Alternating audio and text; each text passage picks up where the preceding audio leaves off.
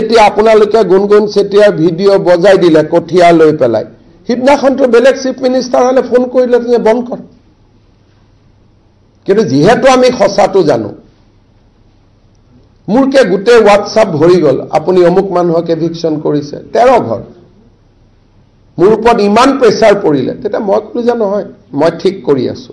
13 ঘৰ মানুহে মাটি পাব বাকি মানুহৰ লগত আপোনালোকৰ কথা নাই বুলে নাই সো জিতু হ্যাৰাসমেন্ট চলে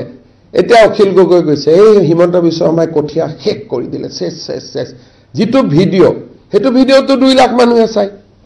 চালেতো মানুহেতো নাজানে যে কাৰ কঠিয়াটো কাৰ আছিলে যে এটো সাউথ সালমাৰাৰ পৰা মানুহে গৈ তাতে কঠিয়া হৈছিলে এই কথাখিনি সাহসৰে ক'ব পৰা মুখ্যমন্ত্ৰী এজনটো লাগিব মন্ত্ৰী এজনটো লাগিব কালি ৰাহুল গান্ধী আহিব আই কি শিকিব আদানিক মাটি দিলে আম্বানিক মাটি দিলে কাৰণে মই কৈছো আমাৰ গড় কেইটা আদানি হাতী কেইটা আম্বানি ঘূৰি আহিছে কালি ৰাহুল গান্ধী নাই এনেকৈ মানে যেটো ট্ৰেইনিং কৰা হৈছে এনেকৈ ট্ৰেইনিং যাতে আপুনি আতৰি যায় there is a lot of psychological আহে দুখিয়া মানুহৰ আহিব একেদিন ইন্টাৰনেশনাল ওয়েবসাইট বিলাকত এই মানুহ বিলাকৰ ফটো আহি আছে থ্ৰেড দিয়া হৈ আছে মোৰ নামত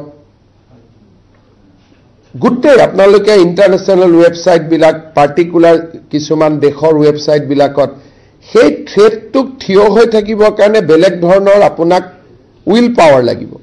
এখানে ইয়াত ডিপাৰ্টমেন্টৰ কথা নাই ইয়াত আপোনাক ষ্ট্ৰং গভৰ্নমেন্ট লাগিব আপোনাক কোনখন আপুনি কক অসমৰ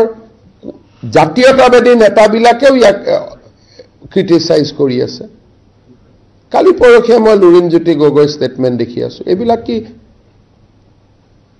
আমি অসমৰ কাৰণে কৰা নাই নেকি সো এই যে ষ্টেটমেন্ট বুলা দিলে তেওঁলোকক বিশ্বাস কৰা মানুহ আছে আৰে হিমন্ত বিশ্ব শৰ্মা এইবোৰ কাবাক দিবৰ কাৰণে কৰি আছে ইমানটোৰ মাজত ষ্টেণ্ড লৈ থিয় হৈ থাকিবৰ কাৰণে ডিপাৰ্টমেন্টৰ প্ৰয়োজন নাই ষ্ট্ৰং সৰকাৰ এখনৰ প্ৰয়োজন এতিয়া আপোনালোকে গুণগুণ চেতিয়াৰ ভিডিঅ' বজাই দিলে কঠিয়া লৈ পেলাই সিদিনাখনটো বেলেগ চিফ মিনিষ্টাৰ হলে ফোন কৰিলে তুমি বন্ধ কৰ কিন্তু যেহেতু আমি সঁচাটো জানো মোৰকে গোটেই হোৱাটছআপ ভৰি গল আপুনি অমুক মানুহক এভিকশন কৰিছে 13 ঘৰ মোৰ ওপৰত ইমান প্ৰেছাৰ পৰিলে তেতিয়া মই কলো যে নহয় মই ঠিক কৰি আছো 13 ঘৰ মানুহে মাটি পাব বাকি মানুহৰ লগত আপোনালোকৰ কথা নাই বুলে নাই